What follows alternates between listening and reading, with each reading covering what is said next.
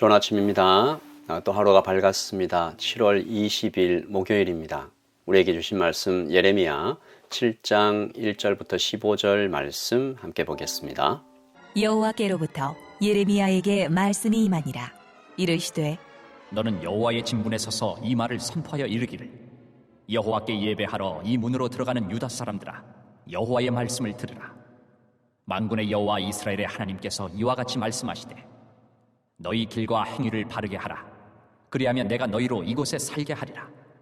너희는 이것이 여호와의 성전이라, 여호와의 성전이라, 여호와의 성전이라 하는 거짓말을 믿지 말라.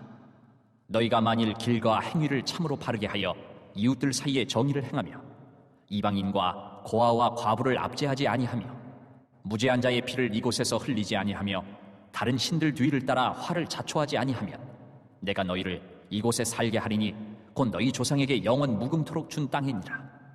보라, 너희가 무익한 거짓말을 의존하는도다. 너희가 도둑질하며 살인하며 간음하며 거짓 맹세하며 바알에게 분향하며 너희가 알지 못하는 다른 신들을 따르면서 내 이름으로 일컬음을 받는 이 집에 들어와서 내 앞에 서서 말하기를 우리가 구원을 얻었나이다 하느냐. 이는 이 모든 가증한 일을 행하려 함이로다. 내 이름으로 일컬음을 받는 이 집이 너희 눈에는 도둑의 소굴로 보이느냐. 보라, 나 곧 내가 그것을 보았노라. 여호와의 말씀이니라. 너희는 내가 처음으로 내 이름을 둔 처소 실로에 가서 내 백성 이스라엘의 악에 대하여 내가 어떻게 행하였는지를 보라. 여호와의 말씀이니라.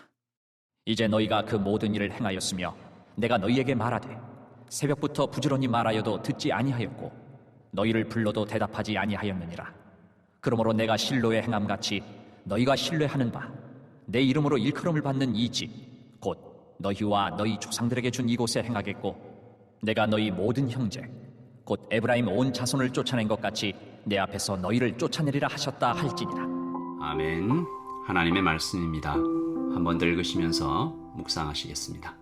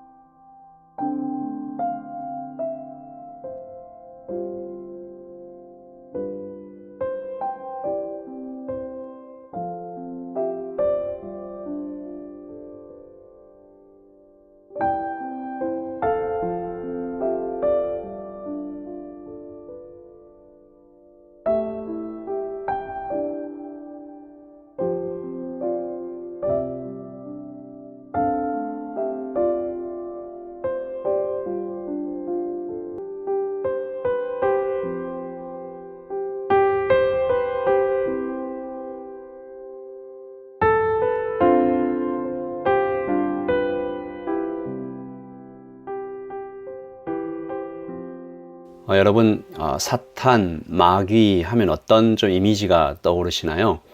이 사탄에 대해서, 마귀에 대해서 많은 오해가 있죠. 책이나 영화에서 그려내고 있는 이 사단은 대체로 사악하고 잔인하며 좀 이렇게 강하게 표현이 됩니다. 피하고 되게 가깝게, 그리고 대체로 공포를 일으키는 그런 외모를 가지고 있죠. 하지만 성경에도 나오듯이 이 사단은 한 가지 목적을 위해 얼마든지 다른 많은 모습으로 변해서 나타날 수가 있는 거죠. 한 가지 목적은 구원받은 자들을 미혹하는 것입니다. 미혹을 사전에서 찾아봤어요. 무엇에 홀려서 정신을 차리지 못하거나 정신이 헷갈려서 갈팡질팡하는 것이다. 그러므로 미혹은 기본적으로 거짓과 유혹이 합쳐진 건데, 이 정신이 헷갈려서 갈팡질팡하게 만들려면 진실과 거짓을 적당히 섞어야 됩니다. 그러니까 거짓말만 쭉 하면 아무도 속지 않죠. 그래서 진실과 거짓을 적당히 섞어야 되고, 그리고 보상이 될 만한 것을 제공해야 돼요. 그러니까 날 따라오면 좋은 거 줄게. 그러니까 다시 말해서 진짜일까 가짜일까 헷갈리게 만들어 놓고 큰 보상을 던지는 거죠. 이 에덴에서 하와에게 뱀이 그렇게 했잖아요. 하나님이 동산의 모든 열매를 먹지 못하게 하더냐? 진실과 거짓을 섞어놨습니다. 하나님께서 먹지 말라고 하긴 했는데 모든 열매를 먹지 못하게 하진 않으셨죠. 의심을 던지는 거죠. 그리고 먹으면 하나님처럼 될 거야 라고 큰 보상을 던집니다. 이렇게 미혹, 그리스도인을 미혹하는 이 미혹에, 사단의 미혹에 속아 넘어간 사람들이 셀 수 없이 많은 거죠. 지난주에는 중독에 대해서 잠깐 말씀을 드렸는데 이 중독의 메커니즘도 똑같은 것 같아요. 담배를 좀 예로 들어볼게요. 담배가 명백히 몸에 좋지 않잖아요. 그런데 미디어에서는 끊임없이 이 담배 피는 멋진 모습들이 자꾸 나와요. 그리고 전자담배로 피면 해롭지 않아, 이런 얘기들을 하는 거죠. 몸에 해로운 것은 작게 만들고 보상은 크게 보이게 만드는 것이죠. 몸에 그렇게 나쁘지 않아, 대신 스트레스가 해소되잖아, 멋지게 보일 거야. 그리고 피어 그룹에서 용납받고 인정받는 그런 보상이 계속 게시되는 것입니다. 이런 것을 미혹이라고 하죠. 오늘 예레미야의 입술을 통해서 사단의 거짓말 하나가 폭로됩니다. 4절이죠. 너희는 이것이 여호와의 성전이라, 여호와의 성전이라, 여호와의 성전이라 하는 거짓말을 믿지 말라. 이 3번 반복되는 것이죠. 이 구약에서 3번 반복은 자주 나타나지 않는 것인데 아주 강조하고 싶을 때, 이제 극최상의, 아주 최악의 이런 것들을 표현하고 싶을 때 3번 반복합니다. 여호와의 성전이라, 굉장히 큰 거짓말이라는 얘기인데 여기서 말하는 성전이라는 것은 물리적인 공간이죠. 그러니까 솔로몬 때 지었던 아주 경건하게 종교적인 감정이 절로 생겨나도록 꾸며놓은 어떤 곳이죠. 여기에 정통성과 권위까지 이렇게 더딥혀지면 거기에 들어가기만 해도 뭔가 내가 예배하는 것 같고 뭐 이런 일들이 생겨나는 것인데요. 하지만 여호와의 성전이라, 여호와의 성전이라 라고 거짓말하는 이 사람들에게서 그리고 그 성전에서 드리는 예배에서 가장 중요한 것이 하나 빠져 있는 거죠. 뭘까요? 하나님의 임재입니다. 살아계신 하나님과의 생생한 관계, 릴레이션십이죠. 사실 이것이 예배의 핵심이잖아요. 그런데 미혹하는 것입니다. 임재가 없어도, 하나님과의 생생한 관계가 좀 없어도 형식만 있으면, 다시 말해서 이 공간에 들어와서 일정한 종교적인 행위만 반복하면, 지금으로 치면 어떻게 표현해야 될까요? 아주 좋은 찬양팀을 세우고 또 어떤 멋진 음향 시스템을 준비하고 조명과 여러 가지 탁월한 것들, 그리고 뭔가 듣기 좋은 그런 메시지들을 이렇게 듣고 있으면 뭔가 좋아요. 뭔가 내가 이제 구원받는 사람 같고, 믿음이 되게 좋은 것 같고, 뭔가 이렇게 멋진 그룹 안에 내가 포함되어 있는 것 같고. 당시 유다 백성들 중에 이런 사람들이 많았던 거죠. 이 공간 안에만 들어오면, 일정한 종교적 행위만 반복하면 괜찮은 거야, 구원받을 수 있어. 아니죠. 하나님께서는 이렇게 말씀하십니다. 9절. 너희가 도둑질하며 살인하며 간음하며 거짓 맹세하며 바알에게 분향하며 너희가 알지 못하는 다른 신들을 따르면서, 10절. 내 이름으로 일컬음을 받는 이 집에 들어와서 내 앞에 서서 말하기를 우리가 구원을 얻었나이다 하느냐? 이는 이 모든 가증한 일을 행하려 함이로다. 안 된다는 거죠. 11절에서는 이 집이 너희 눈에는 도둑의 소굴로 보이느냐? 하나님께서 그냥 막 책망을 하시는 것입니다. 무슨 얘기예요? 도둑질도 하고 살인도 하고 간음하고 거짓 맹세하고 심지어 이 바알에게 분향하면서 예배를 드리면서 성전에 오는 겁니다. 와서 뭐라고 얘기한다고요? 우리가 구원을 얻었나이다 찬양하고 예배 드리는 거죠. 하나님은 그들의 예배를 가증하다라고 말씀하십니다. 그들의 행동이 오히려 성전을 도둑의 소굴로 만들어버렸다라고 말씀하시는 것이죠.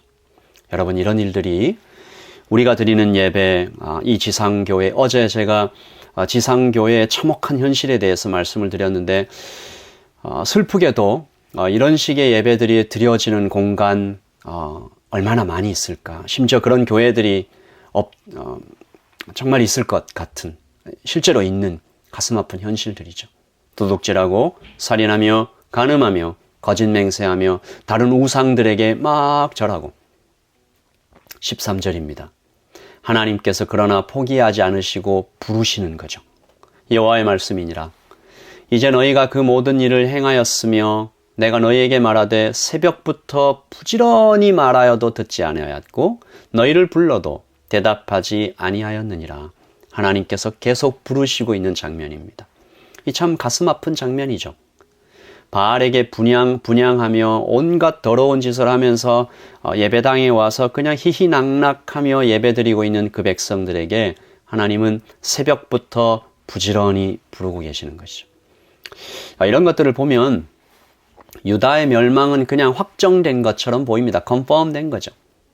생각해 보십시오. 요즘 이 오클랜드에서 어떤 교인들이 도둑질하고 살인하며 서로 막 간음하고 심지어 예배들이 오기 전에 남묘 호랑개교 이렇게 우상들에게 막 외우면서 가짜 신에게 절을 하고 점치고 각종 우상들에게 마음이 다 뺏겼는데 와서 주일날만 예배를 거룩하게 드리는 척 하는 그런 교회가 있다고 생각해 보세요. 어떤 소망이 있겠습니까?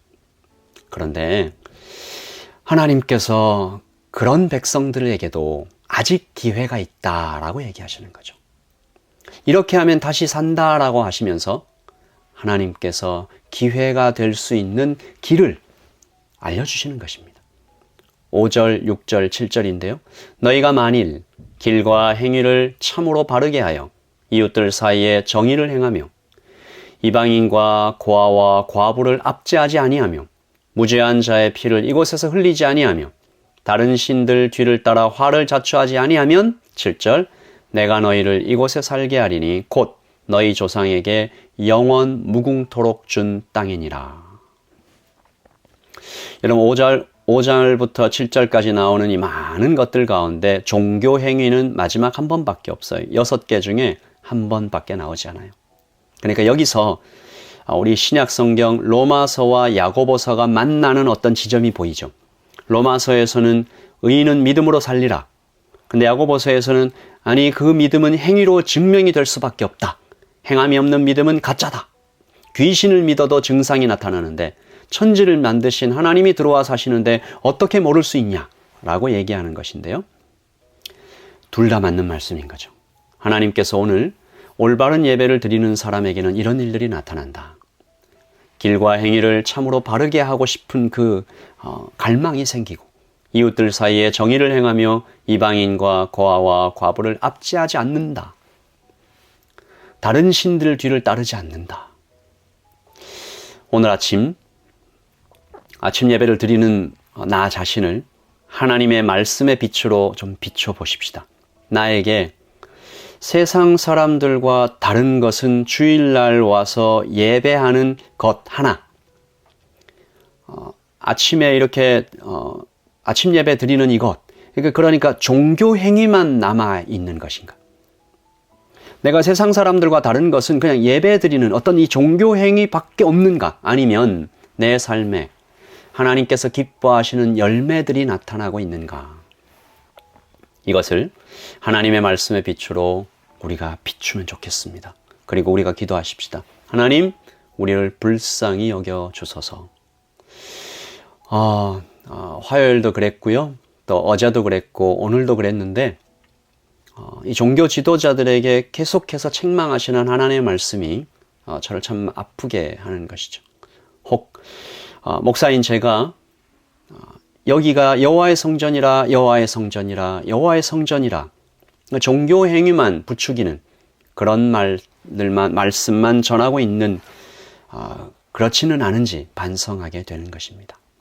오늘 아침 하나님의 말씀 앞에 엎드려 하나님의 말씀의 빛이 우리의 영혼 깊은 곳까지 비춰지기를 소망하면서 하루를 시작하겠습니다.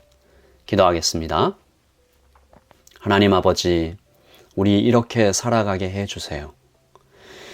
길과 행위를 바르게 하고 이웃들 사이에 정의를 행하고 이방인과 고아와 과부, 나보다 약한 사람들을 못살게 굴지 않고 무죄한 자의 피를 흘리지 않고 우상들을 따라가지 않고 하나님을 가장 내 마음의 중심에 모시며 그렇게 아버지 하나님을 내 인생의 내 마음의 가장 중심에 모시고 그분만을 따라가는 우리 모두가 되게 하여 주시옵소서. 내가 나에게 남아있는 것이 종교 행위만 남아있다면 하나님 앞에 회개하고 주님을 따라 더욱 주님 닮게 해달라고 기도하는 이 아침, 이 하루 우리 평생이 되게 하여 주시옵소서. 하나님 계속해서 우리에게 들려오는 아픈 소식들, 홍수로 인해서 고통받는 우리 한국의 백성들에게 아버지 하나님 긍휼과 자비와 사랑을 베풀어 주시고 오늘 하루를 살기 위해서 운전을 하며 걸어가는 하나님 운전을 하며 이 아침을 깨우는 모든 백성들에게 성도들에게 함께하여 주시옵소서. 영주권을 위하여 또한 영어를 위하여 관계를 위하여 직장을 위하여 몸의 병을 위하여 하나님 장래의 배우자를 위하여 기도하는 모든 백성들의 기도에 응답하여 주시옵소서. 하나님 이 땅에 아름다운 교회 주님의 빛을 전하는 교회가 잘 세워질 수 있도록 도와주시옵소서. 감사합니다. 예수님의 이름으로 기도합니다. 아멘. 여러분 평안하십시오. 하나님의 평안이 여러분 마음과 가는 길과 직장과 오늘 삶의 모든 순간에 깃들기를 소원합니다. 샬롬.